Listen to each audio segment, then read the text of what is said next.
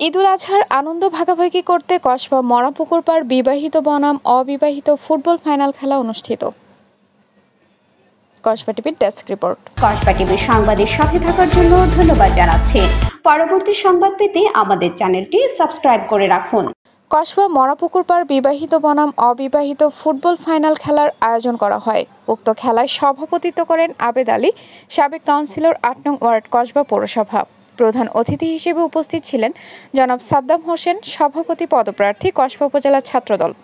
বিশেষ অতিথি হিসেবে উপস্থিত ছিলেন রিপন মিয়া, সদস্য কসবা পুরাতন বাজার ব্যবসায়ী পরিচালনা কমিটি, হেলাল মিয়া, সদস্য কসবা পুরাতন বাজার ব্যবসায়ী পরিচালনা কমিটি, পলাশ মিয়া, যুগ্ম আহ্বায়ক পৌর যুবদল, ইদন মিয়া, পৌর যুবদল, সালাউদ্দিন মিয়া মরাপুকুর পাড়, মোস্তাক মিয়া মরাপুকুর পাড়, নন্দন কর্মকার ব্যবসায়ী, মাহবুব মিয়া পৌর যুবদল, সাজ্জাদ মিয়া পৌর যুবদল, আলাউদ্দিন মিয়া পৌর ছাত্রদল।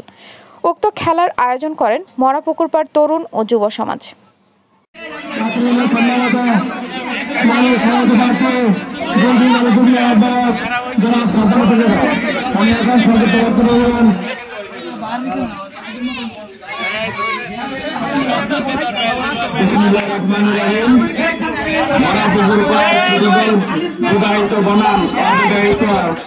ফুটবল ফাইনাল খেলায় আমার প্রিয় গ্রামের বড় ভাইরা এবং ছোট ভাইরা সকলকে আমার সালাম, আসসালামু আলাইকুম।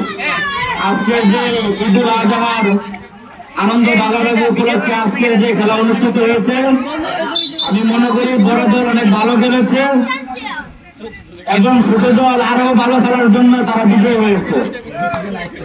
আর সর্বোপরি বলতে চাই, বড় দল এখন হেরেছে, হেরে কান্দে বললে হবে না।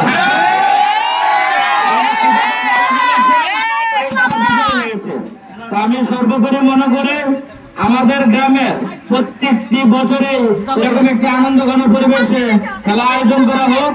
আমি আমার ব্যক্তিগত পক্ষ থেকে এবং আমার ছাত্রদলের পক্ষ থেকে সবসময় খেলাধুলার জন্য সহযোগিতা করতে প্রস্তুত আছি। আর সর্বোপরি আমাদের নেতা আলহাজ কবির